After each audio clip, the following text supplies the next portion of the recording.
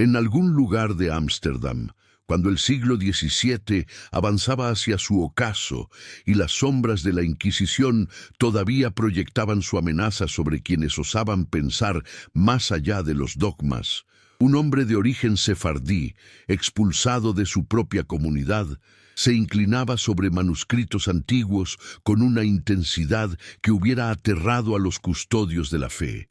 Baruch Spinoza, ese pulidor de lentes que había aprendido a ver con una claridad que ninguna autoridad podía tolerar, no buscaba destruir a Cristo, sino rescatarlo de las cadenas con las que la historia lo había aprisionado. Porque hay una diferencia abismal entre quien fue y quien dijeron que fue, entre el hombre que caminó por Galilea cuestionando todo y el símbolo inmóvil que la Iglesia construyó para sus propios fines. ¿Acaso no es curioso que la institución que más habla de verdad sea la que más teme examinarla? ¿Por qué aquellos que proclaman conocer a Dios necesitan blindar su conocimiento con amenazas y excomuniones? La pregunta que Spinoza se hacía no era si Jesús había existido. Eso le parecía secundario frente a una investigación más urgente. ¿Qué clase de hombre había sido realmente? ¿A qué enseñó antes de que sus palabras fueran filtradas, editadas, reinterpretadas y finalmente blindadas como dogma inamovible? Porque entre el Jesús histórico y el Cristo teológico hay un abismo tan profundo que cruzarlo requiere el coraje de quien está dispuesto a perder todo. Y Spinoza ya lo había perdido. Su excomunión del judaísmo no había sido un accidente ni un malentendido, había sido el precio inevitable de su honestidad radical. Cuando pronunciaron el érem contra él, cuando declararon que nadie podía hablarle, leerlo ni acercarse a menos de 4 codos de su presencia, lo que realmente estaban diciendo era que la verdad es peligrosa y que quien la busca sin restricciones debe ser borrado. Pero en ese borramiento, Spinoza encontró una libertad que pocos seres humanos han experimentado. La libertad de pensar sin máscaras, sin compromisos, sin el peso de complacer a ninguna autoridad terrenal o celestial. Pensemos juntos en esto por un momento. Tú que ahora escuchas estas palabras desde cualquier rincón del mundo donde te encuentres. Escribe en los comentarios desde qué país y ciudad nos acompañas en este instante. ¿Qué hora marca tu reloj mientras estas reflexiones viajan hasta ti? Porque la filosofía no conoce fronteras ni horarios, y lo que Spinoza descubrió hace más de 3 siglos sigue resonando en cada conciencia que se atreve a cuestionar. Y si estas palabras te mueven, compártelas con alguien cercano, con ese amigo que también busca más allá de las respuestas fáciles, porque las bendiciones más grandes llegan cuando compartimos lo que nos hace despertar. Spinoza leía los evangelios con los ojos de quien había sido entrenado en la exégesis rabínica más rigurosa, pero con el espíritu de quien ya no respondía a ninguna autoridad interpretativa. Y lo que encontraba lo perturbaba profundamente, no porque destruyera su fe, sino porque confirmaba sus sospechas más radicales. Que los textos sagrados no eran palabra divina dictada letra por letra, sino documentos humanos, contradictorios, editados, manipulados, escritos con agendas políticas y teológicas muy específicas. En el Tratado Teológico Político, esa obra explosiva que lo convirtió en el filósofo más peligroso de su tiempo, Spinoza argumentaba algo que hoy parece obvio, pero que entonces era herejía pura, que los evangelios fueron escritos décadas después de la muerte de Jesús, por personas que nunca lo conocieron, basándose en testimonios de segunda o tercera mano en comunidades que ya estaban en conflicto sobre qué significaba seguir sus enseñanzas. ¿Cómo puede algo escrito 30, 40, 50 años después de los hechos, por autores anónimos que perseguían objetivos teológicos específicos, reclamar infalibilidad histórica absoluta? Pero la pregunta más inquietante que Spinoza planteaba era esta: ¿Qué pasaría si el Jesús real, el hombre de carne y hueso, que caminó por Judea en el primer siglo, hubiera enseñado algo completamente diferente de lo que la Iglesia proclama? ¿Qué pasaría si su mensaje original hubiera sido tan radicalmente distinto que hubo que enterrarlo, reescribirlo, transformarlo hasta hacerlo irreconocible? Porque cuando examinas los evangelios con honestidad despiadada, cuando desmontas sus contradicciones y analizas sus silencios, lo que emerge no es un relato coherente, sino un campo de batalla teológico donde diferentes facciones peleaban por el alma del cristianismo naciente. Los evangelios no son biografías, sino manifiestos políticos disfrazados de narrativa espiritual, cada uno escrito para una comunidad específica con problemas específicos, y cada uno presentando un Jesús ligeramente diferente según las necesidades de su audiencia. Tomemos el ejemplo más básico y perturbador.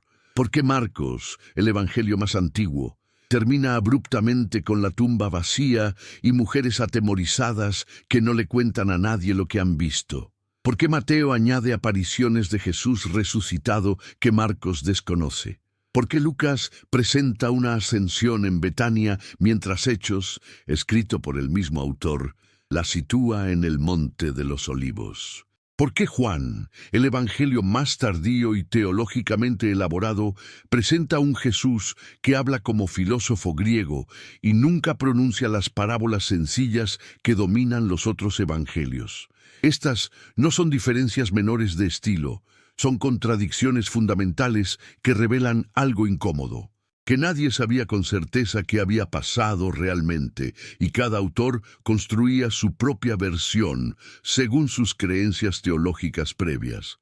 Spinoza observaba todo esto con la frialdad del científico que examina fenómenos naturales, pero también con la pasión del buscador de verdad que sabe que detrás de estas contradicciones se esconde algo vital. Porque si los evangelios no son reportes históricos confiables, si son construcciones teológicas posteriores, entonces la tarea urgente no es defender su infalibilidad, sino excavar debajo de ellas para intentar rescatar al hombre real que inspiró toda esta mitología. Y lo que Spinoza encontraba cuando excavaba era inquietante. Un judío profundamente inserto en las tradiciones de su pueblo, un hombre que nunca pretendió fundar una nueva religión, que nunca se llamó a sí mismo Dios, ni Hijo de Dios en sentido literal, que predicaba la llegada inminente del reino no como realidad espiritual interior, sino como transformación política y social concreta, y que murió como tantos otros profetas apocalípticos judíos de su tiempo, crucificado por Roma por sedición política. ¿No resulta sospechoso que el Jesús de los Evangelios contradiga constantemente al Jesús de Pablo? Pablo, quien nunca conoció al Jesús histórico y escribió décadas antes que los Evangelios, habla muy poco de lo que Jesús enseñó o hizo en vida. Para Pablo, lo único que importa es la muerte y resurrección, el Cristo cósmico que salva a través del sacrificio expiatorio. Los detalles biográficos le resultan irrelevantes. Cuando Pablo menciona alguna enseñanza de Jesús, lo hace de pasada, casi con desgana, como si el maestro de Galilea fuera un preludio incómodo al verdadero drama de la cruz. Esta tensión es reveladora. Pablo está creando una religión nueva, un culto de misterios al estilo helenístico, donde el Dios muere y resucita para salvar a sus devotos, mientras que el Jesús de los evangelios sinópticos todavía parece conectado al judaísmo apocalíptico que esperaba la intervención divina inminente en la historia.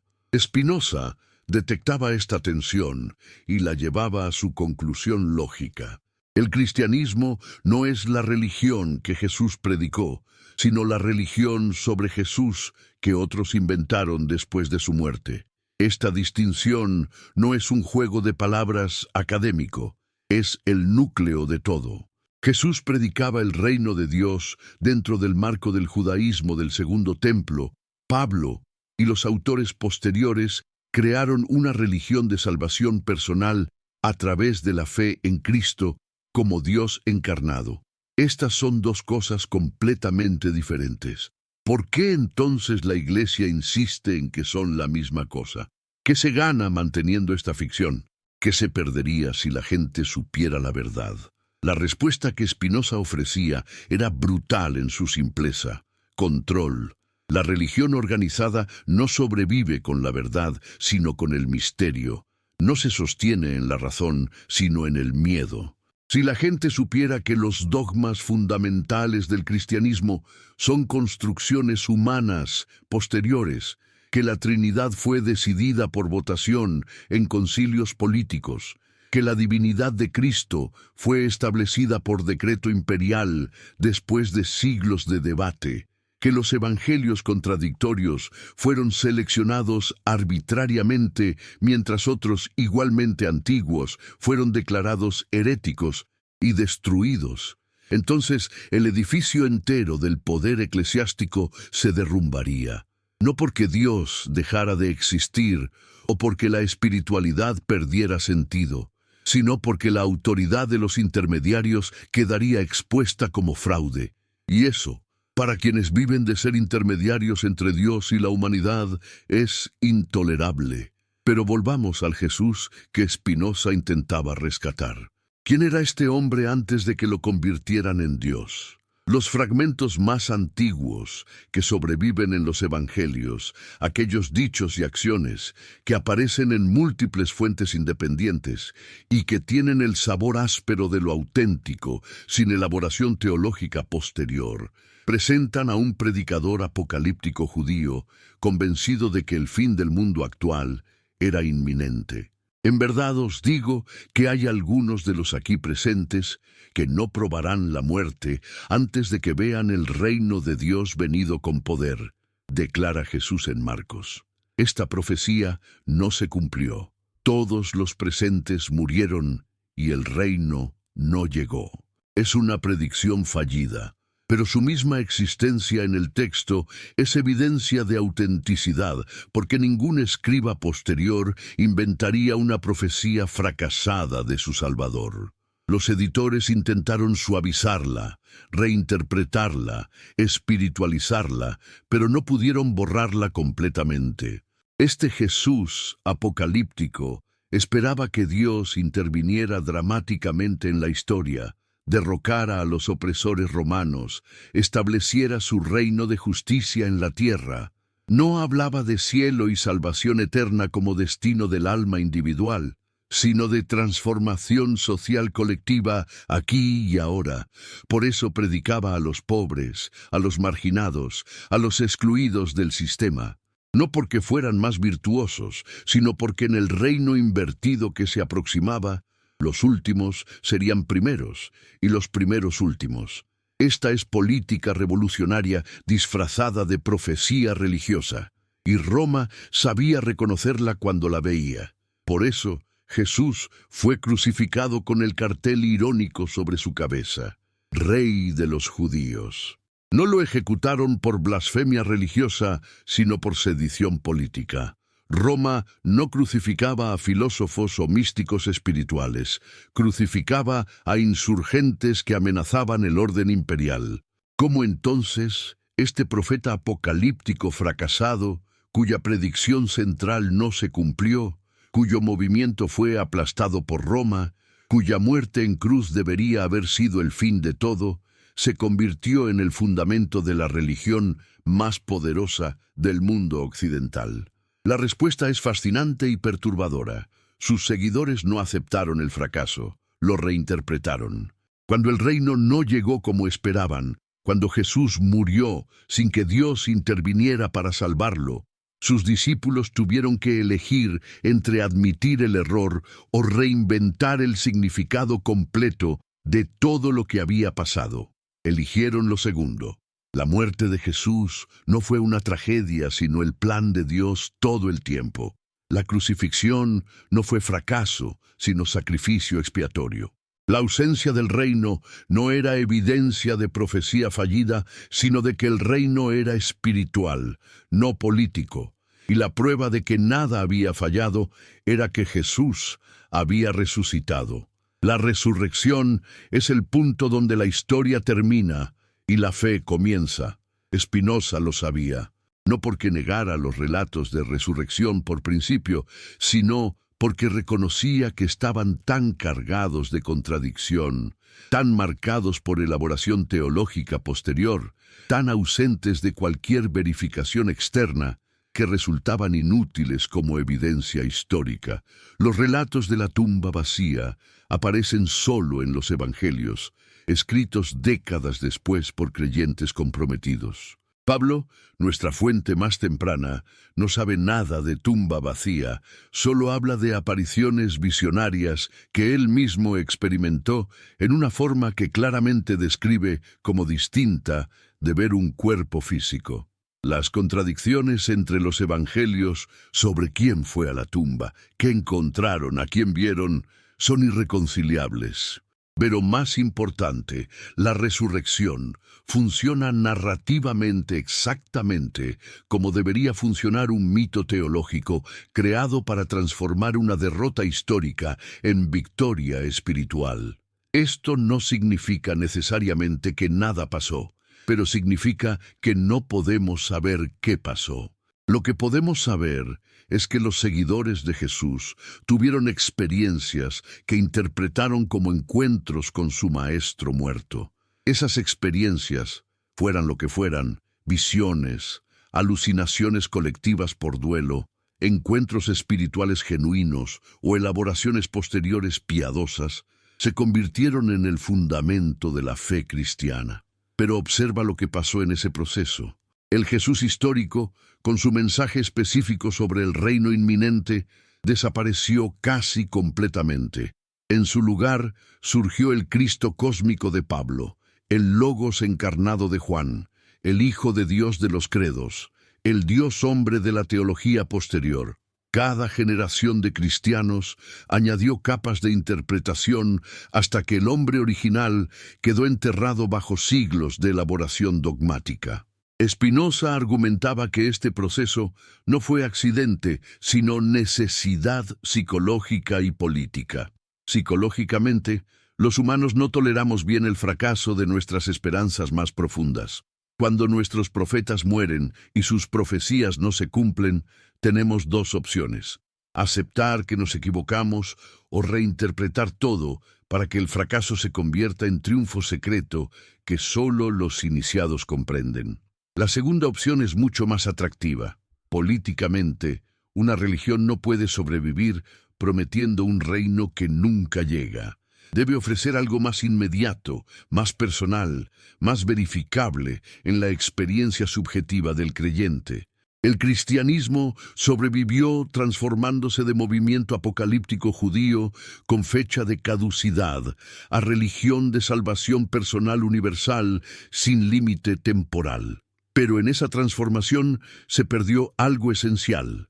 Se perdió al Jesús que desafiaba las estructuras de poder de su tiempo, que llamaba hipócritas a los líderes religiosos, que volcaba las mesas de los comerciantes del templo, que comía con pecadores y prostitutas escandalizando a los piadosos.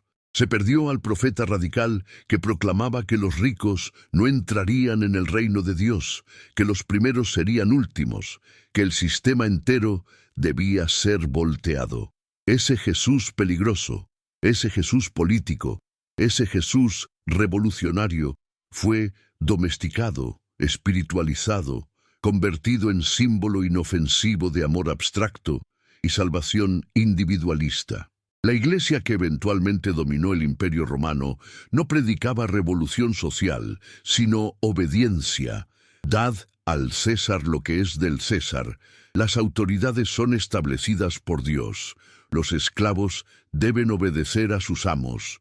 Cómo el mensaje de un profeta que desafiaba toda autoridad injusta se convirtió en justificación de toda autoridad existente. Spinoza respondía: porque la religión organizada siempre hace alianza con el poder.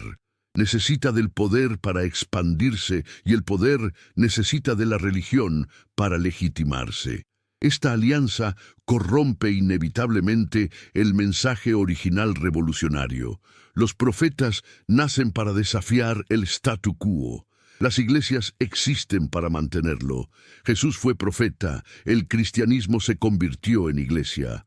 En ese proceso, su mensaje debía ser neutralizado. No completamente, porque entonces perdería su poder de convocatoria, sino sutilmente, transformándolo de crítica del poder en herramienta del poder. Las bienaventuranzas que prometen que los pobres heredarán la tierra se vuelven consuelo espiritual que ayuda a los pobres a aceptar su pobreza. El juicio contra los ricos se vuelve advertencia moral que los ricos pueden evadir siendo caritativos.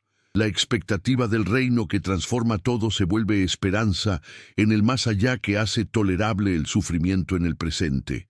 ¿No ves la brillantez cínica de esta operación? El mensaje más revolucionario de la historia humana fue capturado, domesticado y convertido en instrumento de control social, y se hizo tan perfectamente que la mayoría de los creyentes ni siquiera saben qué pasó. Creen que el cristianismo institucional que conocen es idéntico al mensaje de Jesús, cuando de hecho es casi su opuesto. Jesús predicaba liberación. La iglesia predica obediencia. Jesús desafiaba la religión de su tiempo. La iglesia se convirtió en exactamente el tipo de religión que Jesús desafiaba. Jesús hablaba a los marginados. La iglesia habla desde el centro del poder. Jesús murió ejecutado por el imperio. La iglesia se convirtió en imperio. Esta inversión total es lo que Spinoza encontraba más perturbador y fascinante, porque revela algo profundo sobre cómo operan las instituciones religiosas. No preservan la enseñanza original de sus fundadores, la transforman según las necesidades de supervivencia institucional. Y el mecanismo de esta transformación es siempre el mismo: declarar que ciertas interpretaciones son ortodoxia sagrada y otras herejía diabólica, eliminar las voces disidentes, quemar los textos alternativos, excomunicar a quien cuestiona. El cristianismo que conocemos no es el único cristianismo que existió en los primeros siglos. Es el cristianismo que ganó las guerras teológicas y borró la memoria de sus competidores. Cuando Constantino legalizó el cristianismo en el siglo IV y los concilios ecuménicos comenzaron a definir ortodoxia por votación y decreto imperial, el proceso de domesticación se completó. El cristianismo rebelde de los márgenes se convirtió en religión oficial del imperio más poderoso del mundo, y con ese cambio de estatus vino un cambio de mensaje. Ya no podía predicar que los últimos serían primeros porque ahora era voz de los primeros. Ya no podía desafiar al poder porque ahora era el poder. Ya no podía prometer reino invertido porque ahora gobernaba el reino existente. El mensaje tuvo que cambiar, y cambió, pero la ficción de continuidad con el Jesús original debía mantenerse a toda costa. Por eso los evangelios fueron canonizados aunque se contradecían. Por eso los credos fueron impuestos aunque no aparecen en los textos más antiguos. Por eso la disidencia fue perseguida con violencia brutal. Spinoza veía todo esto con una claridad que lo aterraba y lo liberaba simultáneamente. Aterraba porque revelaba que la religión en la que millones confiaban para salvación eterna era construcción humana, política, manipulada. Liberaba porque significaba que la verdad sobre Dios, sobre la realidad última, sobre el sentido de la existencia, no dependía de estas construcciones. Si la Iglesia había mentido sobre Jesús, si los dogmas eran inventos posteriores, si la Biblia era documento humano contradictorio, eso no destruía a Dios, sino que lo liberaba de las cadenas con que los humanos lo habían aprisionado. El Dios de Spinoza, ese Dios identificado con la naturaleza misma, con la sustancia única de todo lo que existe, no necesitaba milagros, revelaciones sobrenaturales, intermediarios institucionales, ni amenazas de condenación eterna. Era el Dios que podías conocer a través de la razón, el Dios cuya voluntad era idéntica a las leyes naturales del universo, el Dios que no exigía obediencia ciega, sino comprensión racional. Parte 2. Este Dios espinociano no perdonaba pecados, porque en su sistema no había pecados que perdonar, solo acciones que fluían necesariamente de la naturaleza de cada cosa. No castigaba ni premiaba, porque recompensa y castigo implican voluntad arbitraria, y Dios era necesidad absoluta. No escuchaba plegarias, porque plegaria implica que Dios puede cambiar sus planes, y un Dios perfecto no cambia. No hacía milagros, porque milagro es violación de las leyes naturales, y las leyes naturales son expresión de la esencia divina misma. Violarlas sería Dios contradiciéndose. Este Dios no era el Padre amoroso que la Iglesia predicaba ni el juez terrible que amenazaba con infierno. Era pura inmanencia, pura necesidad, pura racionalidad. Conocerlo era conocer cómo funciona el universo. Amarlo era amar la existencia misma en su totalidad. Unirse a Él era comprender que nunca habíamos estado separados, que la individualidad es ilusión temporal y que somos modos finitos de la sustancia infinita. ¿Puedes imaginar la herejía monumental de este pensamiento? Spinoza estaba diciendo que todo lo que la religión establecida enseñaba sobre Dios era falso. Peor aún, estaba diciendo que la religión establecida enseñaba falsedades deliberadamente, porque verdades demasiado radicales son peligrosas para el control social. Las masas necesitan un Dios personalizado que castiga y premia, necesitan la promesa de cielo y amenaza de infierno, necesitan rituales y sacerdotes porque no son capaces de la contemplación filosófica pura que revela la verdadera naturaleza de lo divino. Esta era la posición elitista de Spinoza y también su punto más vulnerable. Porque si la verdad sobre Dios solo es accesible a través de rigurosa filosofía racional, entonces, ¿qué esperanza hay para la persona común que debe trabajar todo el día para sobrevivir y no tiene tiempo ni educación para estudiar metafísica? La respuesta de Spinoza era compleja. Por un lado, argumentaba que la religión popular con su Dios antropomórfico cumplía función social importante. Mantenía a las masas moralmente controladas a través del miedo y la esperanza.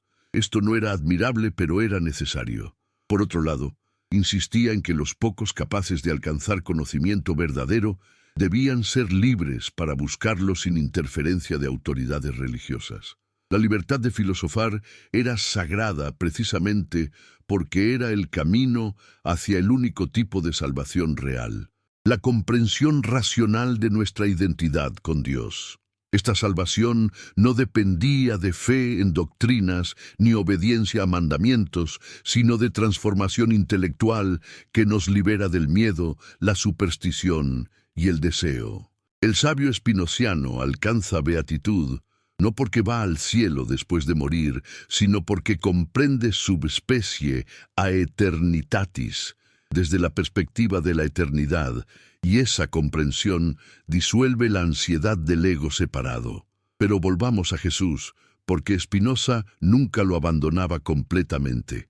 A pesar de toda su crítica demoledora de los evangelios, de su rechazo de los milagros, de su negación de la revelación sobrenatural, Spinoza mantenía respeto profundo por el maestro de Galilea. ¿Por qué? Porque detectaba en las enseñanzas más auténticas de Jesús algo que resonaba con su propia filosofía, la identificación directa con Dios sin intermediarios institucionales. Cuando Jesús decía que el reino de Dios está dentro de vosotros, cuando enseñaba que conocer la verdad os hará libres, cuando proclamaba que todos los mandamientos se resumen en amor a Dios y amor al prójimo, Spinoza escuchaba ecos de su propia intuición sobre la identidad de Dios, con la totalidad de la naturaleza y la unidad esencial de todo lo que existe. El problema era que este Jesús místico filosófico había sido enterrado bajo capas de teología paulina sobre pecado original, expiación vicaria, salvación por fe y resurrección corporal. Todo eso le parecía a Spinoza no solo falso, sino perjudicial, porque alimentaba exactamente el tipo de pensamiento supersticioso y miedoso que la verdadera religión debía combatir. La idea de que todos los humanos nacemos culpables por pecado de un ancestro mítico, que merecemos castigo eterno por esta culpa heredada, que solo la sangre de un inocente puede expiar nuestra culpa, y que creer esta historia es requisito único para salvación, le parecía a Spinoza moralmente repugnante y filosóficamente absurda. ¿Qué clase de Dios crea humanos defectuosos, los condena por ser defectuosos y luego exige sacrificio sangriento para perdonar la defectuosidad que él mismo instaló? Este no es el Dios de la razón, sino el demonio de la imaginación perversa. Sin embargo, Spinoza reconocía que millones encontraban consuelo en esta narrativa y que intentar arrebatársela brutalmente causaría más daño que bien. De ahí su estrategia literaria en el Tratado Teológico Político: presentar sus argumentos más explosivos como si solo tratara temas técnicos de interpretación bíblica, escondiendo sus conclusiones más radicales entre discusiones académicas sobre datación de textos y autoría profética. Sabía que estaba escribiendo dinamita y que la mecha debía ser larga para no volar él mismo en pedazos.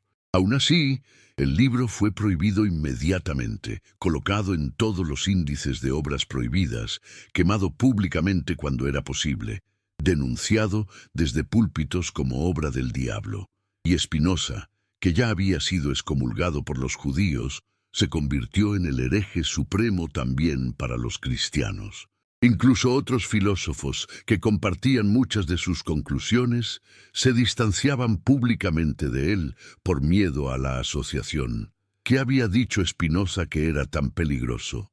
Había dicho que Moisés no escribió el Pentateuco, que los profetas no conocían el futuro, sino que eran agitadores políticos de su tiempo, que los milagros bíblicos son imposibilidades naturales mal interpretadas o deliberadamente inventadas, que la Biblia está llena de errores y contradicciones porque es obra puramente humana, que ninguna religión tiene monopolio de la verdad moral, que Dios no gobierna el universo como rey caprichoso, sino que es idéntico a las leyes naturales inmutables, y que la verdadera religión es filosofía racional, no obediencia supersticiosa. Cada una de estas afirmaciones atacaba el fundamento de la autoridad eclesiástica. Si la Biblia es humana y falible, entonces los que reclaman interpretarla infaliblemente están mintiendo. Si los milagros son imposibles, entonces la Iglesia no puede reclamar autoridad por poderes sobrenaturales. Si Dios no interviene en historia humana, entonces no hay providencia divina respaldando a las instituciones religiosas. Si la salvación viene por conocimiento racional, no por fe en dogmas, entonces los sacerdotes son obsoletos. Spinoza estaba haciendo con el cristianismo lo que Marx haría después con el capitalismo: análisis estructural que revela cómo el sistema funciona realmente debajo de la ideología oficial. Y como Marx, Spinoza fue temido y difamado precisamente porque su análisis era devastadoramente preciso. No atacaba hombres de paja, sino el núcleo del asunto. No malinterpretaba las doctrinas, sino que las tomaba en serio y mostraba sus consecuencias lógicas absurdas. No era un ignorante que rechazaba lo que no comprendía, sino un erudito que había dominado las fuentes en hebreo, griego y latín, que conocía la tradición interpretativa judía y cristiana mejor que la mayoría de los teólogos, y que precisamente por ese conocimiento profundo podía desmantelar todo el edificio con precisión quirúrgica. Considera su argumento sobre los milagros, que es fundamental para todo su proyecto. Si aceptas que Dios es perfecto, Entonces, aceptas que las leyes naturales que Dios estableció son perfectas. Si son perfectas, no necesitan corrección. Si no necesitan corrección, Dios nunca las viola. Si Dios nunca las viola, entonces los milagros no ocurren, pero los textos sagrados están llenos de milagros. Por lo tanto, los textos sagrados no reportan hechos, sino ficciones piadosas o malinterpretaciones de fenómenos naturales. Este silogismo simple destruye por completo la base empírica de la autoridad bíblica. La Iglesia no podía permitir que circulara sin respuesta, pero tampoco podía refutarlo lógicamente. Solo podía denunciarlo como herético y amenazar a quien lo aceptara. Pero pensemos más profundamente en lo que implica este argumento. Si los milagros bíblicos no ocurrieron, entonces la narrativa cristiana central colapsa. Jesús no nació de virgen, no caminó sobre agua, no convirtió agua en vino, no multiplicó panes, no resucitó muertos y, más importante, no resucitó él mismo. Sin resurrección física, el cristianismo paulino no tiene fundamento. Pablo mismo lo admite. Si Cristo no resucitó, nuestra fe es vana. Spinoza lo tomó en serio. Cristo no resucitó corporalmente, por lo tanto la fe cristiana tradicional es vana. Pero esto no significa que todo Jesús enseñó sea inútil. Significa que debemos separar el grano de la paja, rescatar la enseñanza moral y espiritual genuina del envoltorio mitológico que la distorsiona. Este proyecto de separación es lo que hace a Spinoza el padre de la crítica bíblica moderna. Antes de él, la opción era creer todo o rechazar todo. Spinoza mostró un tercer camino: examinar críticamente qué en los textos sagrados es históricamente creíble, moralmente valioso y filosóficamente coherente, y desechar el resto como producto de la imaginación supersticiosa de épocas primitivas. Este método, desarrollado más completamente por Hermann Reimarus, David Friedrich Strauss, Ernest Renan y la escuela crítica alemana del siglo XIX, revolucionó el estudio del Nuevo Testamento. Ya nadie en el ámbito académico serio lee los evangelios como reportes históricos neutros. Todos reconocen que son teología narrativa, propaganda religiosa con agenda específica, documentos producidos por comunidades de fe para fortalecer su fe. Esto no los hace inútiles, pero significa que usarlos para reconstruir al Jesús histórico es tarea llena de dificultades metodológicas casi insuperables. Spinoza anticipó estas dificultades. Reconocía que después de aplicar su crítica demoledora, quedaba muy poco que pudiéramos afirmar con certeza sobre el Jesús histórico. Pero ese poco era significativo. Que existió un maestro judío llamado Yeshua, que fue seguidor de Juan el Bautista o movimiento similar, que predicó inminente llegada del reino de Dios, que atrajo seguidores entre los marginados sociales, que entró en conflicto con autoridades religiosas judías, que fue arrestado durante Pascua en Jerusalén, que fue ejecutado por crucifixión bajo Poncio Pilato y que sus seguidores experimentaron en algo después de su muerte que interpretaron como su resurrección. Todo lo demás, toda la teología cristiana posterior, es elaboración interpretativa construida sobre este núcleo histórico mínimo. Pero ¿qué hacemos con este conocimiento? ¿Cómo vivir sabiendo que la religión que estructura la vida de millones es construcción humana histórica, no revelación divina?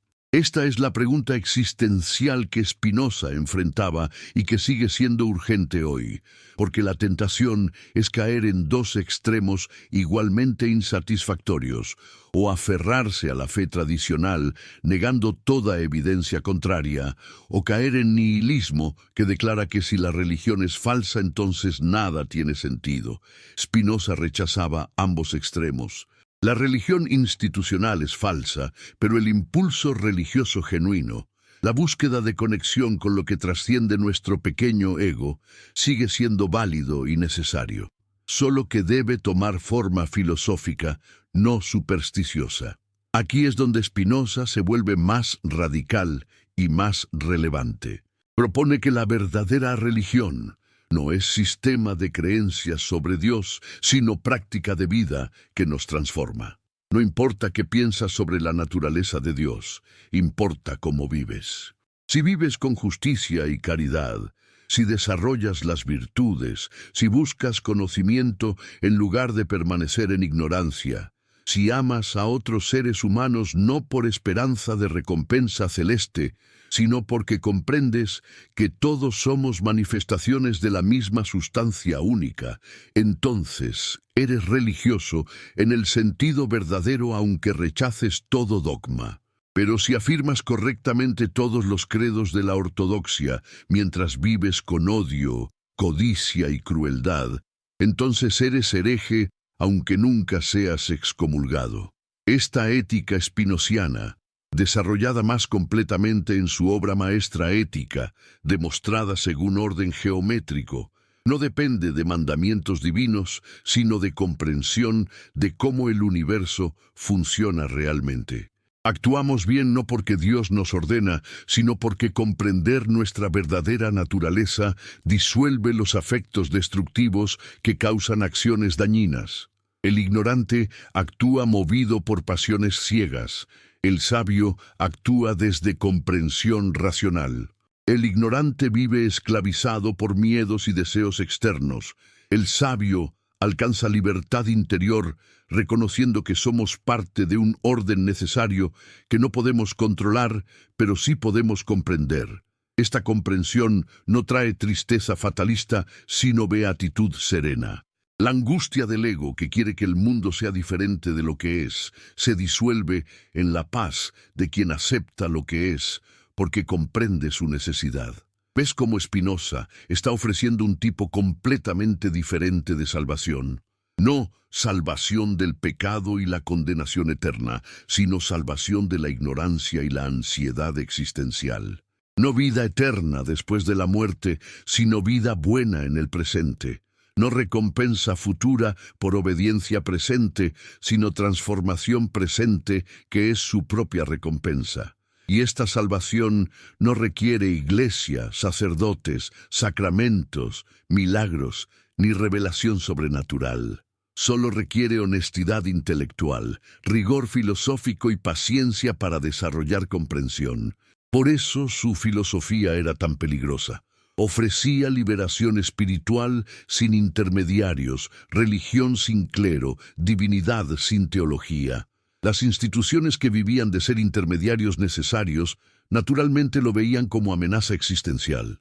Pero había un problema práctico que Spinoza nunca resolvió satisfactoriamente.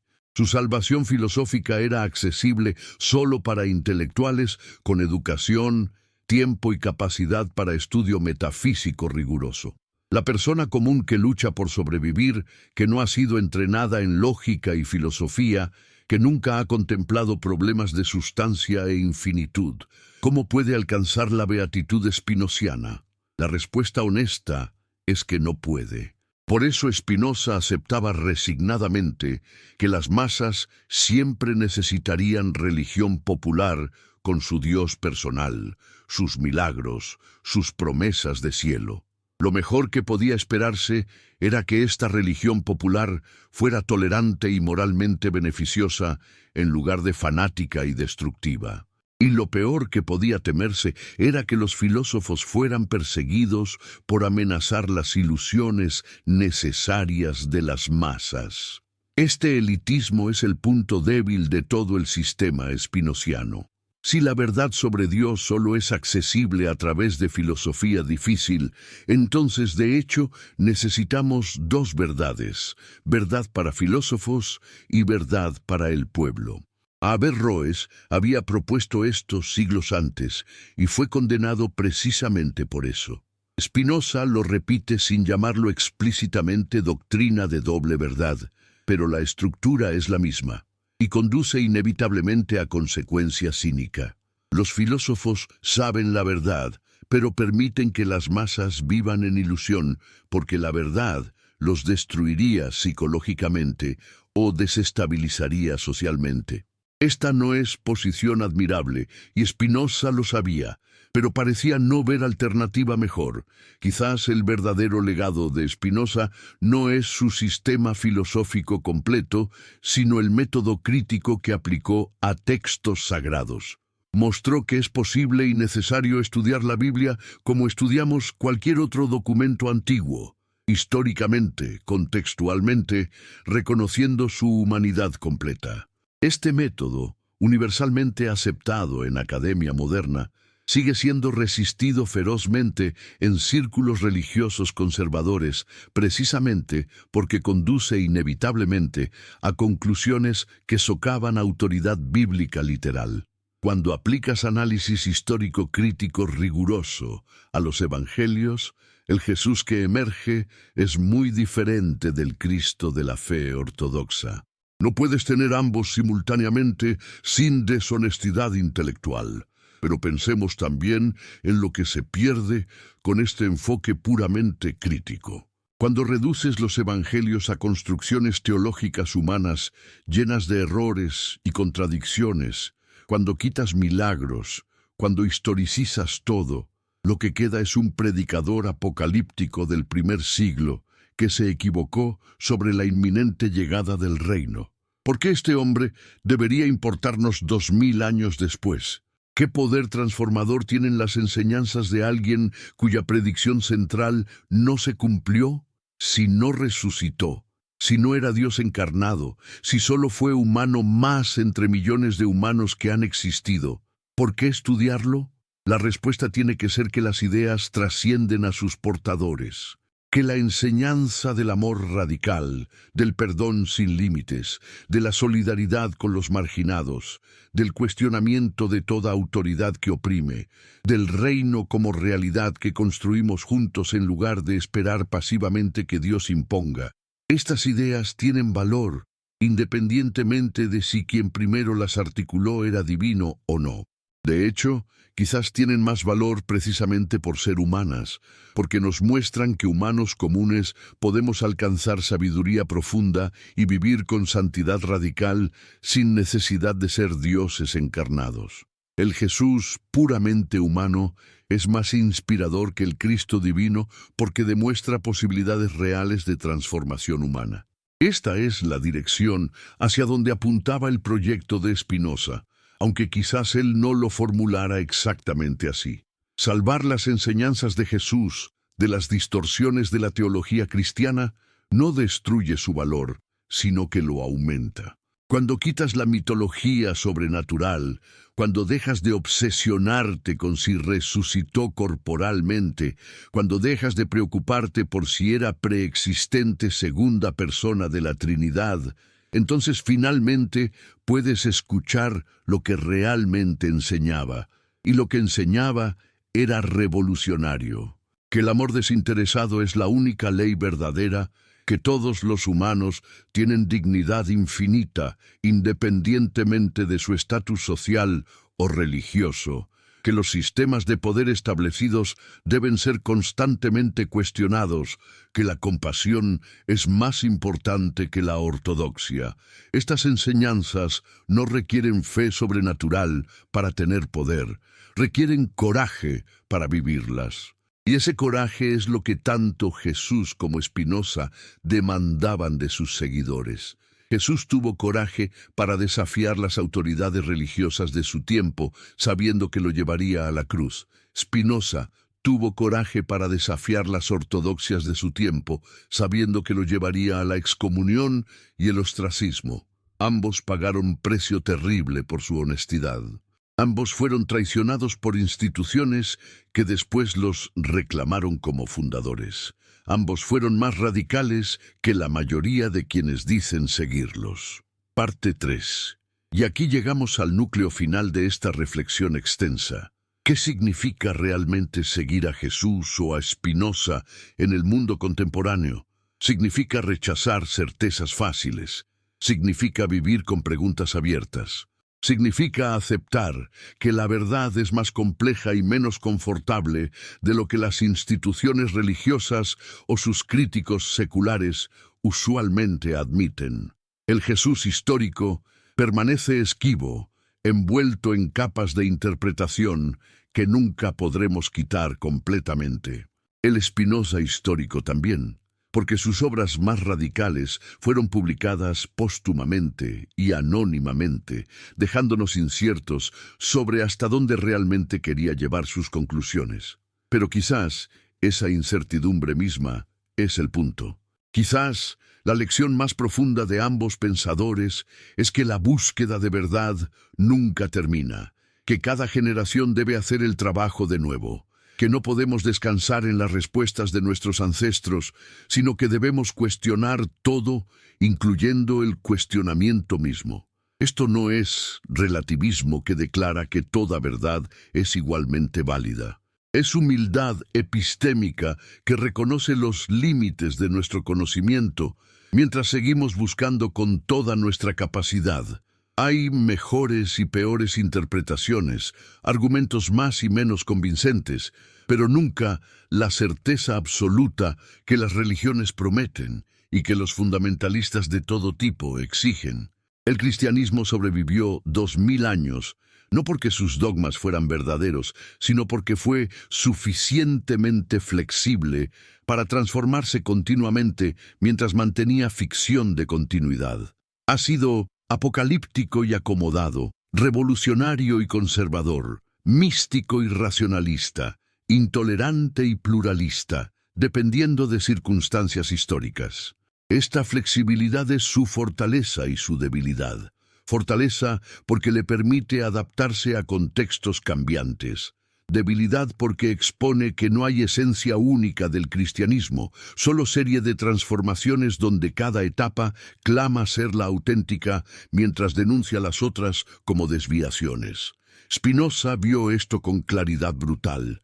Por eso su propuesta no era reformar el cristianismo, sino trascenderlo completamente, reemplazar fe con conocimiento, revelación con razón, salvación con beatitud filosófica. Pero su propuesta fracasó en el sentido de que no creó movimiento masivo. El espinosismo nunca se volvió religión alternativa. Quedó como filosofía para intelectuales, mientras las masas seguían llenando iglesias y creyendo milagros. ¿Significa esto que Spinoza estaba equivocado? No necesariamente. Quizás solo significa que tenía razón sobre la dificultad del proyecto, que la mayoría de los humanos siempre preferirán confort de la ilusión a rigor de la verdad. Pero ahora, más de 3 siglos después de la muerte de Spinoza, estamos en situación diferente. El desarrollo de la ciencia, la crítica bíblica, la historia comparada de religiones, la antropología cultural, todo ha confirmado las intuiciones básicas de Spinoza sobre el origen humano de los textos sagrados. Ya no se requiere ser filósofo herético para saber que los evangelios son documentos problemáticos históricamente. Esta es enseñanza estándar en cualquier universidad seria. Lo que antes era herejía peligrosa, ahora es conocimiento común entre educados.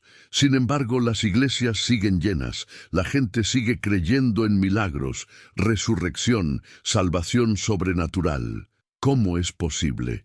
La respuesta es que el conocimiento intelectual rara vez afecta creencias emocionales profundas.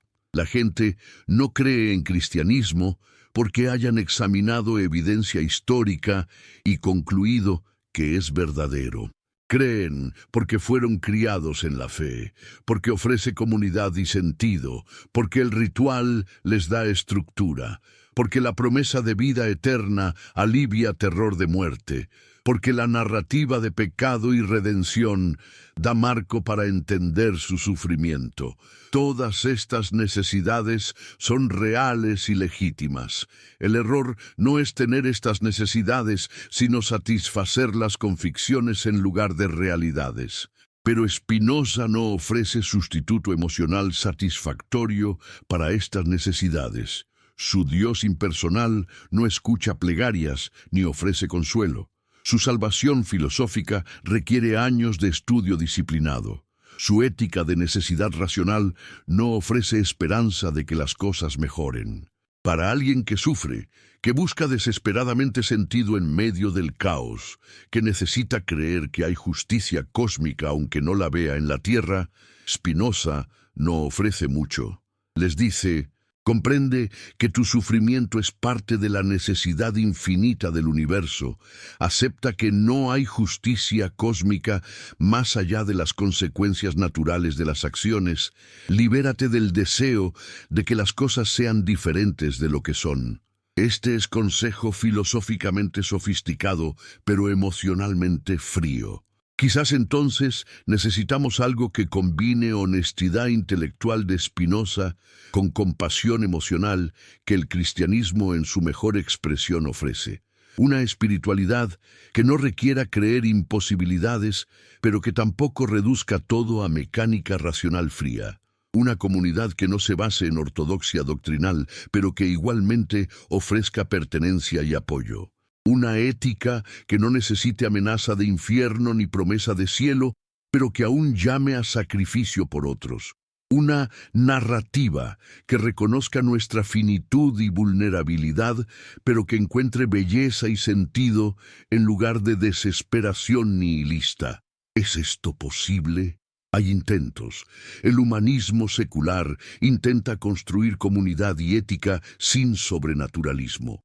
El budismo secular adapta prácticas contemplativas, antiguas, sin cosmología mitológica. Las iglesias progresistas mantienen ritual y comunidad mientras reinterpretan doctrinas radicalmente.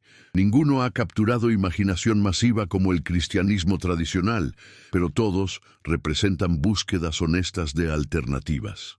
Y todos deben algo a Spinoza aunque no lo reconozcan, porque todos aceptan el principio spinociano fundamental, que la verdad no teme investigación y que cualquier creencia que requiere bloquear cuestionamiento probablemente es falsa. Pero volvamos una vez más al Jesús histórico, porque sigue siendo figura fascinante incluso después de despojar toda mitología. Si las conclusiones de la crítica histórica son correctas, si realmente fue predicador apocalíptico judío que se equivocó sobre el fin inminente del mundo, ¿qué nos dice esto sobre la condición humana? Nos dice que incluso los más sabios y santos entre nosotros pueden estar profundamente equivocados sobre cosas fundamentales, que el carisma y la sinceridad no garantizan verdad. El impacto histórico no valida las creencias originales. Jesús transformó el mundo, pero no de la manera que él anticipaba ni con el mensaje que realmente predicó. Su legado es serie de malentendidos extraordinariamente fértiles. Esta es quizás la ironía final, que el cristianismo debe su éxito precisamente a la distorsión del mensaje original de Jesús. Si los primeros Seg Part 2, Parte 2, este Dios espinociano no perdonaba pecados porque en su sistema no había pecados que perdonar, solo acciones que fluían necesariamente de la naturaleza de cada cosa. No castigaba ni premiaba porque recompensa y castigo implican voluntad arbitraria y Dios era necesidad absoluta. No escuchaba plegarias, porque plegaria implica que Dios puede cambiar sus planes y un Dios perfecto no cambia. No hacía milagros porque milagro es violación de las leyes naturales, y las leyes naturales son expresión de la esencia divina misma. Violarlas sería Dios contradiciéndose. Este Dios no era el Padre amoroso que la Iglesia predicaba, ni el juez terrible que amenazaba con infierno. Era pura inmanencia, pura necesidad, pura racionalidad. Conocerlo era conocer cómo funciona el universo. Amarlo era amar la existencia misma en su totalidad. Unirse a él era comprender que nunca habíamos estado separados, que la individualidad es ilusión temporal y que somos modos finitos de la sustancia infinita. ¿Puedes imaginar la herejía monumental de este pensamiento? Spinoza estaba diciendo que todo lo que la religión establecida enseñaba sobre Dios era falso. Peor aún, Estaba diciendo que la religión establecida enseñaba falsedades deliberadamente porque verdades demasiado radicales son peligrosas para el control social. Las masas necesitan un Dios personalizado que castiga y premia. Necesitan la promesa de cielo y amenaza de infierno. Necesitan rituales y sacerdotes porque no son capaces de la contemplación filosófica pura que revela la verdadera naturaleza de lo divino. Esta era la posición elitista de Spinoza y también su punto más vulnerable. Porque si la verdad sobre Dios solo es accesible a través de rigurosa filosofía racional, entonces, ¿qué esperanza hay para la persona común que debe trabajar todo el día para sobrevivir y no tiene tiempo ni educación para estudiar metafísica? La respuesta de Spinoza era compleja. Por un lado, argumentaba que la religión popular con su Dios antropomórfico cumplía función social importante. Mantenía a las masas moralmente controladas a través del miedo y la esperanza. Esto no era admirable, pero era necesario. Por otro lado, insistía en que los pocos capaces de alcanzar conocimiento verdadero debían ser libres para buscarlo sin interferencia de autoridades religiosas. La libertad de filosofar era sagrada precisamente porque era el camino hacia el único tipo de salvación real. La comprensión racional de nuestra identidad con Dios. Esta salvación no dependía de fe en doctrinas ni obediencia a mandamientos, sino de transformación intelectual que nos libera del miedo, la superstición y el deseo. El sabio espinociano alcanza beatitud no porque va al cielo después de morir, sino porque comprende subespecie a eternitatis, desde la perspectiva de la eternidad, y esa comprensión disuelve la ansiedad del ego separado. Pero volvamos a Jesús, porque Spinoza nunca lo abandonaba completamente. A pesar de toda su crítica demoledora de los evangelios, de su rechazo de los milagros, de su negación de la revelación sobrenatural, Spinoza mantenía respeto profundo por el maestro de Galilea. ¿Por qué? Porque detectaba en las enseñanzas más auténticas de Jesús algo que resonaba con su propia filosofía, la identificación directa con Dios sin intermediarios institucionales. Cuando Jesús decía que el reino de Dios está dentro de vosotros, cuando enseñaba que conocer la verdad os hará libres, cuando proclamaba que todos los mandamientos se resumen en amor a Dios y amor al prójimo, Spinoza escuchaba ecos de su propia intuición sobre la identidad de Dios, con la totalidad de la naturaleza y la unidad esencial de todo lo que existe. El problema era que este Jesús místico filosófico había sido enterrado bajo capas de teología paulina sobre pecado original, expiación vicaria, salvación por fe y resurrección corporal. Todo eso le parecía a Spinoza no solo falso, sino perjudicial, porque alimentaba exactamente el tipo de pensamiento supersticioso y miedoso que la verdadera religión debía combatir. La idea de que todos los humanos nacemos culpables por pecado de un ancestro mítico, que merecemos castigo eterno por esta culpa heredada, que solo la sangre de un inocente puede expiar nuestra culpa, y que creer esta historia es requisito único para salvación, le parecía a Spinoza moralmente repugnante y filosóficamente absurda.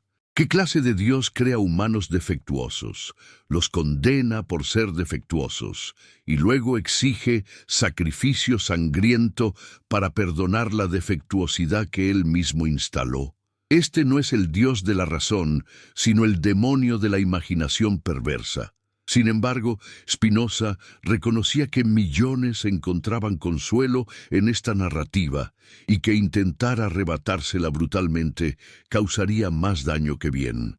De ahí su estrategia literaria en el Tratado Teológico Político, presentar sus argumentos más explosivos como si solo tratara temas técnicos de interpretación bíblica, escondiendo sus conclusiones más radicales entre discusiones académicas sobre datación de textos y autoría profética.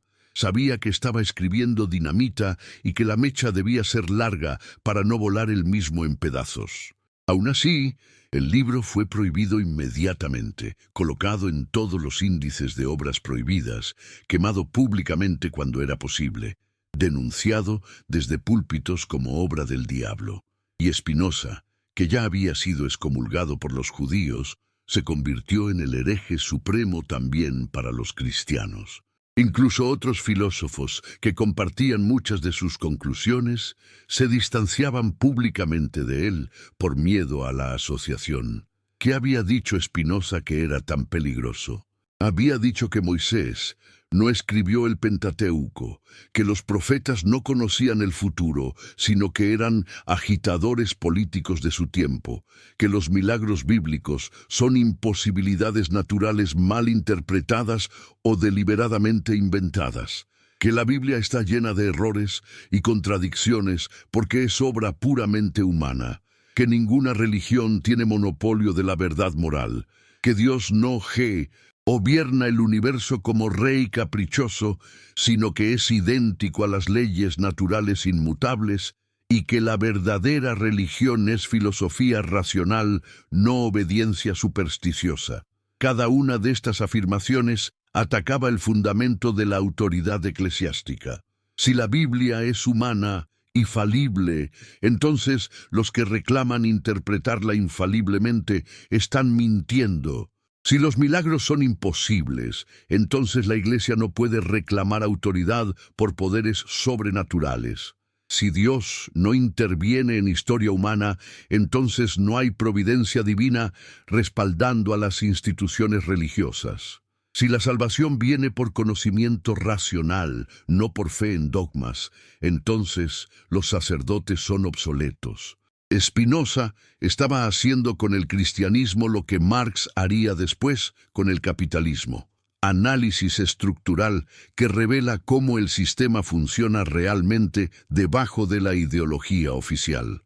Y como Marx, Spinoza fue temido y difamado precisamente porque su análisis era devastadoramente preciso. No atacaba hombres de paja, sino el núcleo del asunto. No malinterpretaba las doctrinas, sino que las tomaba en serio y mostraba sus consecuencias lógicas absurdas. No era un ignorante que rechazaba lo que no comprendía, sino un erudito que había dominado las fuentes en hebreo, griego y latín, que conocía la tradición interpretativa judía y cristiana mejor que la mayoría de los teólogos, y que precisamente por ese conocimiento profundo podía desmantelar todo el edificio con precisión quirúrgica. Considera su argumento sobre los milagros, que es fundamental para todo su proyecto. Si aceptas que Dios es perfecto, entonces aceptas que las leyes naturales que Dios estableció son perfectas. Si son perfectas, no necesitan corrección. Si no necesitan corrección, Dios nunca las viola. Si Dios nunca las viola, entonces los milagros no ocurren, pero los textos sagrados están llenos de milagros. Por lo tanto, los textos sagrados no reportan hechos, sino ficciones piadosas o malinterpretaciones de fenómenos naturales. Este silogismo simple destruye por completo la base empírica de la autoridad bíblica. La Iglesia no podía permitir que circulara sin respuesta, pero tampoco podía refutarlo lógicamente. Solo podía denunciarlo como herético y amenazar a quien lo aceptara. Pero pensemos más profundamente en lo que implica este argumento. Si los milagros bíblicos no ocurrieron, entonces la narrativa cristiana central colapsa. Jesús no nació de virgen, no caminó sobre agua, no convirtió agua en vino, no multiplicó panes, no resucitó muertos y, más importante, no resucitó él mismo. Sin resurrección física, el cristianismo paulino no tiene fundamento. Pablo mismo lo admite. Si Cristo no resucitó, nuestra fe es vana. Spinoza lo tomó en serio. Cristo no resucitó corporalmente. Por lo tanto, la fe cristiana tradicional es vana. Pero esto no significa que todo lo que Jesús enseñó sea inútil. Significa que debemos separar el grano de la paja. rescatar la enseñanza moral y espiritual genuina del envoltorio mitológico que la distorsiona. Este proyecto de separación es lo que hace a Spinoza el padre de la crítica bíblica moderna. Antes de él, la opción era creer todo o rechazar todo. Spinoza mostró un tercer camino: examinar críticamente qué en los textos sagrados es históricamente creíble, moralmente valioso y filosóficamente coherente, y desechar el resto como producto de la imaginación supersticiosa de épocas primitivas. Este método, desarrollado más completamente por Hermann Reimarus, David Friedrich Strauss, Ernest Renan y la escuela crítica alemana del siglo XIX, revolucionó el estudio del Nuevo Testamento. Ya nadie en el ámbito académico serio lee los evangelios como reportes históricos neutros. Todos reconocen que son teología narrativa, propaganda religiosa con agenda específica, documentos producidos por comunidades de fe para fortalecer su fe. Esto no los hace inútiles, pero significa que usarlos para reconstruir al Jesús histórico es tarea llena de dificultades metodológicas casi insuperables. Spinoza anticipó estas dificultades. Reconocía que después de aplicar su crítica demoledora, quedaba muy poco que pudiéramos afirmar con certeza sobre el Jesús histórico. Pero ese poco era significativo.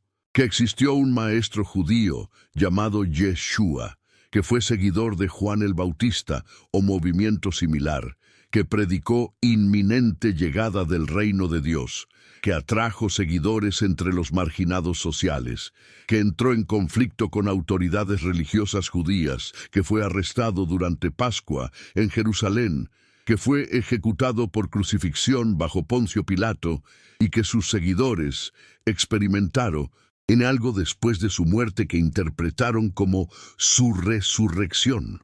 Todo lo demás, toda la teología cristiana posterior, es elaboración interpretativa construida sobre este núcleo histórico mínimo. Pero ¿qué hacemos con este conocimiento? ¿Cómo vivir sabiendo que la religión que estructura la vida de millones es construcción humana histórica, no revelación divina?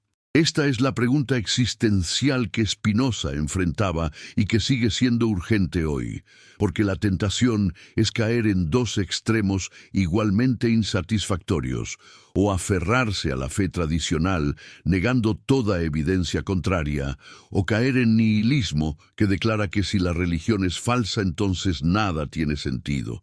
Spinoza rechazaba ambos extremos.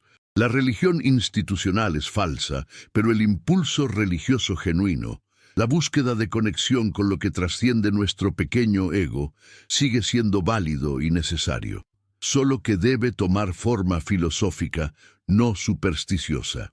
Aquí es donde Spinoza se vuelve más radical y más relevante. Propone que la verdadera religión no es sistema de creencias sobre Dios, sino práctica de vida que nos transforma. No importa qué piensas sobre la naturaleza de Dios, importa cómo vives. Si vives con justicia y caridad, si desarrollas las virtudes, si buscas conocimiento en lugar de permanecer en ignorancia, si amas a otros seres humanos no por esperanza de recompensa celeste, sino porque comprendes que todos somos manifestaciones de la misma sustancia única, entonces eres religioso en el sentido verdadero aunque rechaces todo dogma. Pero si afirmas correctamente todos los credos de la ortodoxia mientras vives con odio, codicia y crueldad, entonces eres hereje aunque nunca seas excomulgado. Esta ética spinociana, desarrollada más completamente en su obra maestra Ética, demostrada según orden geométrico, no depende de mandamientos divinos, sino de comprensión de cómo el universo funciona realmente. Actuamos bien no porque Dios nos ordena, sino porque comprender nuestra verdadera naturaleza disuelve los afectos destructivos que causan acciones dañinas. El ignorante actúa movido por pasiones ciegas. El sabio actúa desde comprensión racional. El ignorante vive esclavizado por miedos y deseos externos. El sabio alcanza libertad interior reconociendo que somos parte de un orden necesario que no podemos controlar, pero sí podemos comprender. Esta comprensión no trae tristeza fatalista, sino beatitud serena. La angustia del ego que quiere que el mundo sea diferente de lo que es, se disuelve en la paz de quien acepta lo que es, porque comprende su necesidad. ¿Ves cómo Spinoza está ofreciendo un tipo completamente diferente de salvación? No salvación del pecado y la condenación eterna, sino salvación de la ignorancia y la ansiedad existencial. No vida eterna después de la muerte, sino vida buena en el presente. No recompensa futura por obediencia presente, sino transformación presente que es su propia recompensa. Y esta salvación no requiere iglesia, sacerdotes, sacramentos, milagros, ni revelación sobrenatural.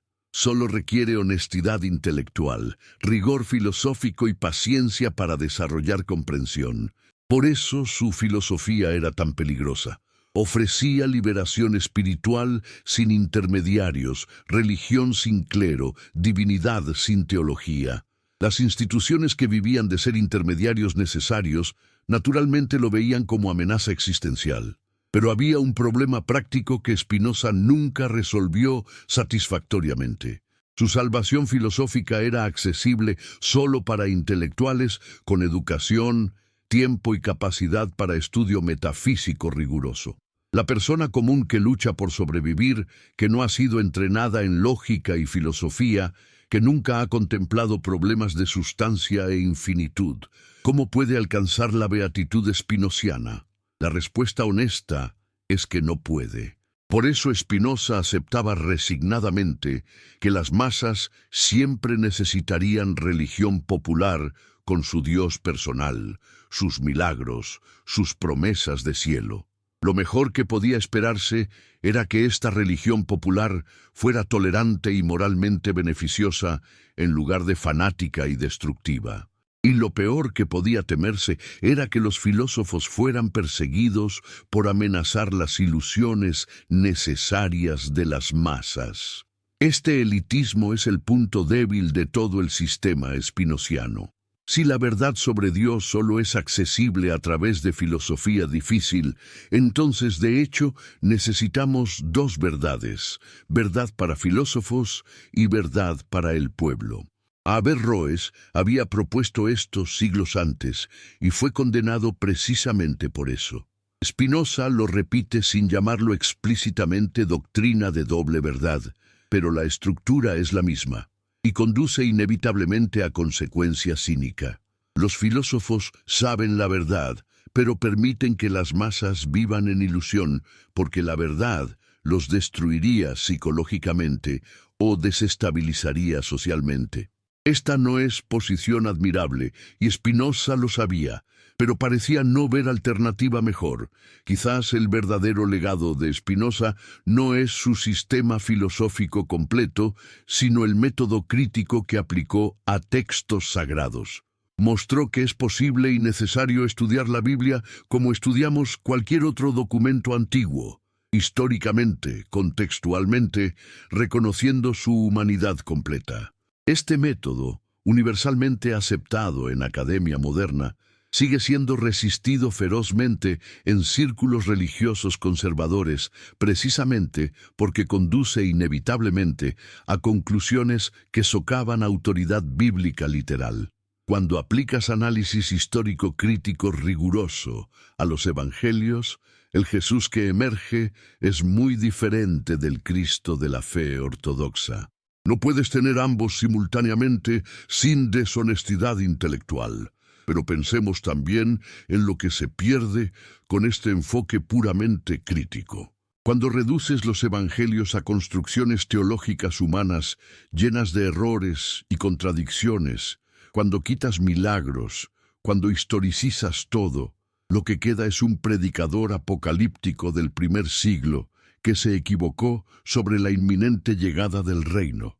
¿Por qué este hombre debería importarnos 2000 años después? ¿Qué poder transformador tienen las enseñanzas de alguien cuya predicción central no se cumplió? Si no resucitó, Si no era Dios encarnado, si solo fue humano más entre millones de humanos que han existido, ¿por qué estudiarlo? La respuesta tiene que ser que las ideas trascienden a sus portadores, que la enseñanza del amor radical, del perdón sin límites, de la solidaridad con los marginados, del cuestionamiento de toda autoridad que oprime, del reino como realidad que construimos juntos en lugar de esperar pasivamente que Dios imponga. Estas ideas tienen valor, independientemente de si quien primero las articuló era divino o no. De hecho, quizás tienen más valor precisamente por ser humanas, porque nos muestran que humanos comunes podemos alcanzar sabiduría profunda y vivir con santidad radical sin necesidad de ser dioses encarnados. El Jesús puramente humano es más inspirador que el Cristo divino porque demuestra posibilidades reales de transformación humana. Esta es la dirección hacia donde apuntaba el proyecto de Spinoza, aunque quizás él no lo formulara exactamente así. Salvar las enseñanzas de Jesús de las distorsiones de la teología cristiana no destruye su valor, sino que lo aumenta. Cuando quitas la mitología sobrenatural, cuando dejas de obsesionarte con si resucitó corporalmente, cuando dejas de preocuparte por si era preexistente segunda persona de la Trinidad, entonces finalmente puedes escuchar lo que realmente enseñaba, y lo que enseñaba era revolucionario, que el amor desinteresado es la única ley verdadera, que todos los humanos tienen dignidad infinita, independientemente de su estatus social o religioso, que los sistemas de poder establecidos deben ser constantemente cuestionados, que la compasión es más importante que la ortodoxia. Estas enseñanzas no requieren fe sobrenatural para tener poder, requieren coraje para vivirlas. Y ese coraje es lo que tanto Jesús como Spinoza demandaban de sus seguidores. Jesús tuvo coraje para desafiar las autoridades religiosas de su tiempo, sabiendo que lo llevaría a la cruz. Spinoza tuvo coraje para desafiar las ortodoxias de su tiempo, sabiendo que lo llevaría a la excomunión y el ostracismo. Ambos pagaron precio terrible por su honestidad. Ambos fueron traicionados por instituciones que después los reclamaron como fundadores. Ambos fueron más radicales que la mayoría de quienes dicen seguirlos. Y aquí debemos detenernos en una paradoja inquietante. ¿Por qué los seres humanos repetimos este patrón una y otra vez? ¿Por qué cada generación debe redescubrir las verdades que la anterior enterró? ¿Por qué las instituciones inevitablemente traicionan los ideales de sus fundadores? Spinoza tenía una respuesta. Porque las instituciones existen para perpetuarse, no para servir la verdad. Una vez que una organización alcanza cierto tamaño y poder, su objetivo primario se convierte en mantener ese poder, y la verdad se vuelve amenaza cuando contradice los intereses institucionales. Por eso la Iglesia que decía seguir al Jesús, que vivió en pobreza voluntaria, acumuló riquezas inmensas. Por eso la institución que predicaba amor al enemigo organizó cruzadas e inquisiciones. Por eso los guardianes de las enseñanzas sobre humildad vivían en palacios y exigían reverencias. La distancia entre ideal y realidad no es accidental, es estructural. Pero entonces surge la pregunta más difícil. Si toda institución inevitablemente se corrompe, si toda verdad eventualmente se distorsiona, si cada reforma termina requiriendo nueva reforma, ¿hay esperanza de progreso real o estamos condenados a ciclos eternos? Spinoza, con su determinismo absoluto, diría que no hay esperanza de escapar completamente este patrón, porque fluye de la naturaleza humana misma. Los humanos son animales que buscan poder y seguridad, y las instituciones religiosas son herramientas para satisfacer esas necesidades. Esperar que funcionen según principios puros es como esperar que el agua fluya hacia arriba. Contradice su naturaleza esencial. Sin embargo, Spinoza también creía en el poder transformador del conocimiento. Cada individuo que alcanza comprensión verdadera se libera parcialmente de la esclavitud de las pasiones. No puede cambiar el mundo, que está determinado por necesidad infinita, pero puede cambiar su relación con el mundo. Puede dejar de ser víctima reactiva de las circunstancias y convertirse en participante consciente en el despliegue necesario del todo. Esta es liberación modesta comparada con las promesas grandiosas de salvación eterna, pero es liberación real porque está basada en transformación de conciencia, no en esperanza de intervención sobrenatural. Pensemos en cómo esto se aplica al problema del Jesús histórico. Podemos lamentar que no tenemos acceso directo a quien realmente fue, que todo lo que tenemos son documentos teológicamente cargados, escritos por creyentes comprometidos décadas después de su muerte. O podemos aceptar esta limitación y trabajar dentro de ella. Podemos aplicar métodos histórico-críticos rigurosos para separar capas de tradición, identificar material temprano versus tardío, detectar agenda teológica de cada autor, y así acercarnos asintóticamente a un retrato más plausible. Nunca tendremos certeza absoluta, pero podemos tener probabilidades calibradas razonablemente. Y eso es suficiente para propósitos prácticos. Lo que emerge de este proceso de excavación crítica es más interesante que el Cristo de la ortodoxia, precisamente porque es más humano y por tanto más accesible. El Cristo divino de los credos es figura tan exaltada que resulta irrelevante para la vida ordinaria. ¿Qué importa cómo vivió si era Dios jugando a ser humano? Sus tentaciones no eran reales porque no podía pecar. Su sufrimiento en la cruz no era genuino porque sabía que resucitaría en 3 días. Su muerte no era final porque era inmortal. Este Cristo es trampa teológica que hace que la imitación de Cristo sea imposible porque sus condiciones eran completamente diferentes de las nuestras.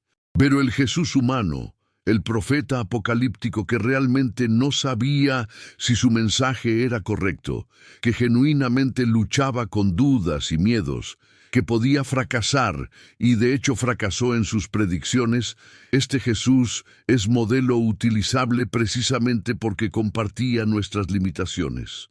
¿No es irónico que al humanizar completamente a Jesús lo hacemos más útil espiritualmente? Al quitarle divinidad, le devolvemos relevancia. Porque entonces sus enseñanzas no son mandatos desde arriba, sino descubrimientos desde dentro de la experiencia humana. Cuando dice, ama a tus enemigos, no es Dios ordenando lo imposible, sino un hombre que ha descubierto que el odio envenena al que odia más que al odiado. Cuando dice, no os afanéis por el mañana, no es consejo de quien tiene respaldo divino, sino sabiduría de quien ha aprendido que la ansiedad por el futuro destruye el presente. Cuando dice bienaventurados los pobres, no está prometiendo recompensa sobrenatural, sino señalando que la pobreza voluntaria libera de la esclavitud del deseo de acumulación. Spinoza reconocía esta dimensión práctica de las enseñanzas de Jesús. Por eso, a pesar de todo su rechazo de la teología cristiana, mantenía que Jesús había alcanzado el más alto grado de sabiduría humana posible. Había conocido a Dios no a través de revelación sobrenatural, sino a través de intuición directa de la unidad de todo lo que existe.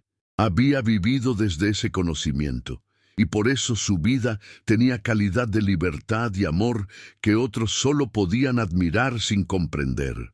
El error no fue de Jesús, sino de quienes después lo convirtieron en Dios, porque no podían aceptar que un humano ordinario pudiera alcanzar tal altura. Pero hay problema más profundo aquí que Spinoza tal vez no enfrentó completamente. Si Jesús fue simplemente humano sabio que alcanzó comprensión profunda, ¿por qué permitió que sus seguidores lo malinterpretaran tan radicalmente? ¿Por qué no dejó escritos propios que clarificaran su enseñanza? ¿Por qué la ambigüedad de sus parábolas invitaba a interpretaciones divergentes? Una respuesta es que Jesús, esperando el fin inminente del mundo, no pensaba que fuera necesario escribir nada porque todo terminaría pronto de todas formas. Otra respuesta es que la enseñanza oral, en forma de parábolas, era metodología deliberada del judaísmo de su tiempo, donde el maestro plantaba semillas de comprensión que cada oyente debía desarrollar según su capacidad. Una tercera respuesta, más inquietante, es que Jesús mismo no tenía mensaje completamente coherente, que su pensamiento evolucionaba, que él también luchaba con preguntas sin respuestas claras. Esta tercera opción es la más humana y, por tanto, la más creíble históricamente. Jesús no era filósofo sistemático, sino profeta carismático, operando en contexto de crisis apocalíptica. Su mensaje era urgente no porque fuera claro, sino porque el tiempo se acababa. No tenía que ser internamente consistente porque no aspiraba a construir sistema teológico duradero. Solo necesitaba mover a las personas a transformación inmediata antes de que el juicio llegara. Y cuando el juicio no llegó según su cronología, sus seguidores tuvieron que hacer sentido de las piezas que él había dejado, y diferentes grupos hicieron sentido diferente. Y así nació no un cristianismo, sino muchos cristianismos, todos reclamando fidelidad al mismo fundador. Esta multiplicidad es visible ya en el Nuevo Testamento mismo.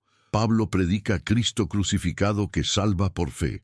Santiago insiste en que fe sin obras es muerta. Los evangelios sinópticos presentan a Jesús como profeta apocalíptico. Juan lo transforma en logos preexistente. Apocalipsis espera su retorno inminente en gloria. Hebreos lo hace sumo sacerdote celestial. Cada texto resuelve el problema del Jesús post-crucifixión de manera diferente, y todos estos textos eventualmente fueron canonizados juntos como si fueran consistentes. ¿No es esto evidencia clara de que nadie sabía realmente qué hacer con Jesús, que estaban improvisando, creando religión sobre la marcha?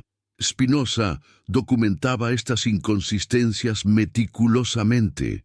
Para él eran prueba de que la Biblia no podía ser palabra infalible de Dios, porque Dios no se contradice. Pero también eran ventana a proceso histórico fascinante. Cómo tradición oral se convierte en texto escrito, cómo comunidades en conflicto producen documentos que reflejan sus conflictos, cómo el ganador de las guerras teológicas determina qué se preserva y qué se destruye. Los evangelios gnósticos, los textos ebionitas, las fuentes Q y M que los académicos hipotetizan, todos estos representan cristianismos alternativos que fueron suprimidos cuando el cristianismo proto-ortodoxo ganó respaldo imperial en el siglo IV.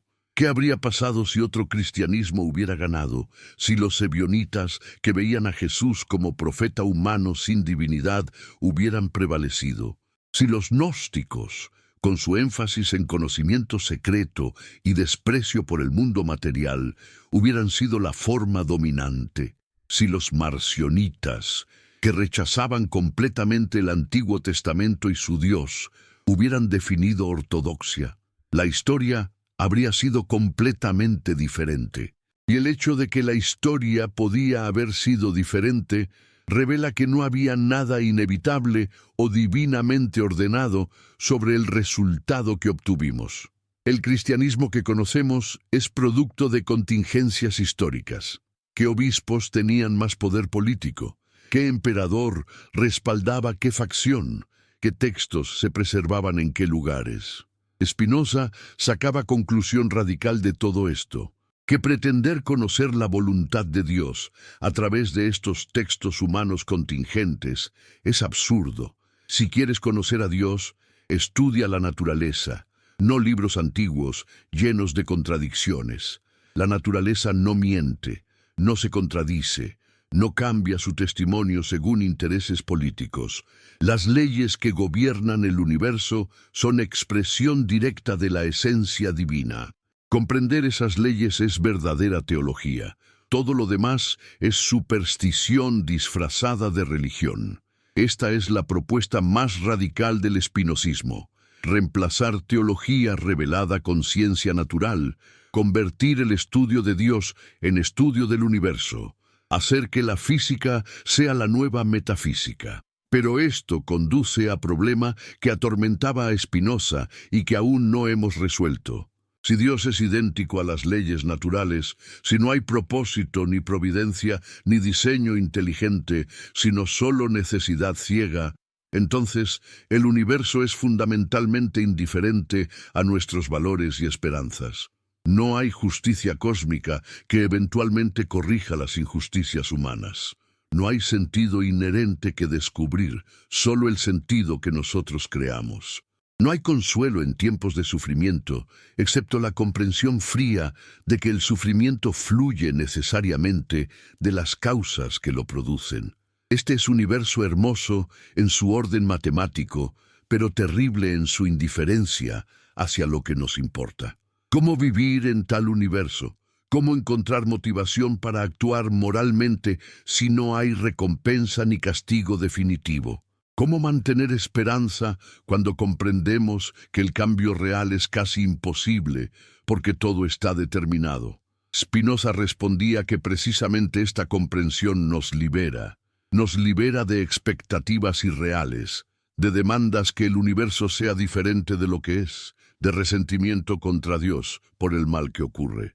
Cuando comprendemos que todo es necesario, que no podía ser de otra manera, dada la cadena infinita de causas, entonces dejamos de rebelarnos contra lo inevitable y encontramos paz en la aceptación. Pero esta paz tiene precio, requiere renunciar a mucho de lo que hace la vida humana significativa, requiere renunciar a la esperanza de que las cosas mejorarán fundamentalmente. Requiere renunciar al sentido de injusticia moral que motiva la lucha por justicia. Requiere renunciar al amor personal a Dios que ha sido fuente de consuelo para millones. A cambio, ofrece serenidad filosófica que pocos pueden alcanzar y que incluso para quienes la alcanzan puede sentirse vacía. ¿Es este intercambio que vale la pena? La verdad siempre es mejor que la ilusión confortante. Spinoza diría que sí, sin dudar, pero él era filósofo excepcional con capacidad rara para encontrar satisfacción en contemplación pura. Para persona ordinaria que enfrenta pérdida de ser amado, injusticia brutal, dolor inexplicable, la filosofía spinociana ofrece poco consuelo. Le dice: acepta que esto tenía que pasar. Comprende tu insignificancia en el esquema cósmico. Encuentra paz en necesidad del todo. Esto puede ser verdad, pero no ayuda a quien sufre ahora. La religión tradicional, con todas sus falsedades, al menos ofrece la promesa de que el sufrimiento tiene sentido, que hay justicia eventual, que el amor no termina con la muerte. Estas pueden ser ilusiones, pero son ilusiones que hacen la vida tolerable. Entonces llegamos a pregunta que define nuestro tiempo más que cualquier otro. ¿Debemos elegir entre verdad que hiela y mentira que consuela? ¿O hay tercer camino que combina honestidad intelectual con significado existencial?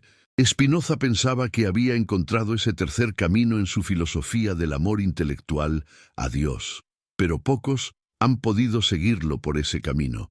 La mayoría de la humanidad sigue eligiendo religión tradicional con sus consuelos, mientras una minoría creciente abraza ateísmo que a menudo resulta en nihilismo cuando no encuentra forma de generar significado sin referencia a lo trascendente.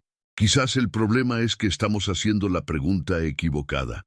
En lugar de preguntar si debemos elegir verdad o consuelo, deberíamos preguntar cómo crear formas de vida que sean tanto intelectualmente honestas como existencialmente satisfactorias. Cómo construir comunidades que no requieran conformidad doctrinal, pero que aún ofrezcan pertenencia y propósito. Cómo desarrollar prácticas espirituales que no dependan de creencias sobrenaturales, pero que aún transformen conciencia. Cómo contar historias que reconozcan contingencia histórica, pero que aún transmitan sabiduría acumulada. Este es el proyecto que Spinoza comenzó, pero que queda incompleto. El proyecto que cada generación debe continuar con sus propios recursos y dentro de sus propias limitaciones. Y en este punto, la figura de Jesús se vuelve relevante de nuevo, no como objeto de fe, sino como ejemplo de posibilidad humana. Porque independientemente de lo que creamos sobre sus afirmaciones metafísicas, Él demostró forma de vivir que desafiaba el orden establecido, que priorizaba amor sobre ley, que encontraba valor en los descartados por la sociedad, que mantenía integridad incluso cuando costaba todo. Esta forma de vida no requiere creer que Él era Dios. Solo requiere reconocer que señaló hacia forma de ser humano que sigue siendo relevante. El fracaso de sus predicciones apocalípticas no invalida el valor de su visión moral.